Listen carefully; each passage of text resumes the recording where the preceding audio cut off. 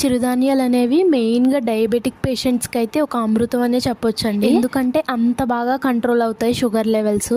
నార్మల్గా మనం white rice తీసుకున్నాం అనుకోండి, అందులో కార్బోహైడ్రేట్స్ లెవెల్స్ ఎక్కువగా ఉండడం వల్ల వెంటనే గ్లూకోజ్ స్థాయిలు పెరిగిపోయి షుగర్ ఉన్న వాళ్ళకైతే వెంటనే షుగర్స్ అనేవి ఎక్కువైపోతాయండి లెవెల్స్.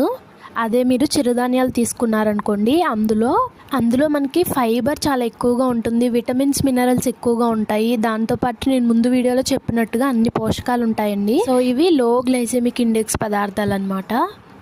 షుగర్ ఉన్న వాళ్ళు కంటిన్యూగా ఒక 10 days చూసి తర్వాత రీడింగ్ చెక్ చేసుకోండి, చాలా కంట్రోల్ అయిపోతుంది మీకు. మిల్లెట్స్ డైరెక్ట్ రైస్లా వండుకోవడం ఇష్టం లేకపోతే రకరకాల రెసిపీస్ చేసుకోవచ్చండి. మన ఛానల్లో అవన్నీ చూపిస్తాను నేను, తప్పకుండా ఫాలో అవ్వండి.